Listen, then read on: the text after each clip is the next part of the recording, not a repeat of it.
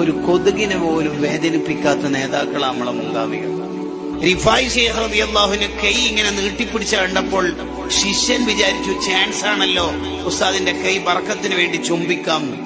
ഓടിപ്പോയി ചുംബിക്കുന്ന സമയത്ത് റിഫായി ശൈഖ്, എല്ലാ മോനെ എന്താടാ ഉസ്താദ്, ഒരു കൊതുക് എന്റെ കൈയിൽ നിന്ന് എന്റെ ബ്ലഡ് കുടിക്കുകയായിരുന്നു. ബ്ലഡ് കുടിച്ചു തീരുന്നവരെ അതിനെ ശല്യപ്പെടുത്തണ്ടെന്ന് കരുതിയിട്ട് എന്റെ കൈ അങ്ങനെ തന്നെ ഞാൻ വെച്ചതാ. അപ്പോഴല്ലേ നീ വന്നിട്ട് കണ്ടോ. റിഫായി ശൈഖിന്റെ ഡ്രസ് ഇങ്ങനെ ആറിയിട്ട സമയത്ത് ഈ കൈയുടെ ഭാഗത്ത് ഒരു പൂച്ച വന്നുറങ്ങി. റിഫായി ശൈഖിനാണെങ്കിൽ ആ ഡ്രസ് ഇട്ടിട്ട് പോയി പള്ളിയിൽ നിന്ന് നിസ്കരിക്കണം. മഹാനവറുകൾ ചിന്തിക്കാണ്, ഈ പൂച്ചന്റെ ഉറക്ക് ശല്യാവുമല്ലോ, എന്ത് ചെയ്യും? മെല്ലെ ഈ കുപ്പായത്തിന്റെ ഈ ഭാഗത്ത് കത്രികനെ കൊണ്ട് പീസാക്കി ആ കൈന്റെ ഭാഗം അവിടെ തന്നെ, എന്നിട്ട് കൈയില്ലാത്ത കുപ്പായമായിട്ട് പള്ളി പോയി നിസ്കരിച്ചിട്ട് വന്നു. നിസ്കാരം കഴിയുമ്പോൾ മൂപ്പര് ഉറക്കത്ത് നിന്നിട്ട് പോയിട്ടുണ്ട്, അതെടുത്തിട്ട് ഇവിടെ ഫിറ്റാക്കി.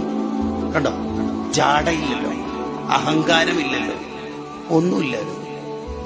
ആരെയും വേദനിപ്പിക്കും, ആരെയും പ്രയാസപ്പെടുത്തും, ഒരാളുടെയും കുറ്റം പറയരുത്.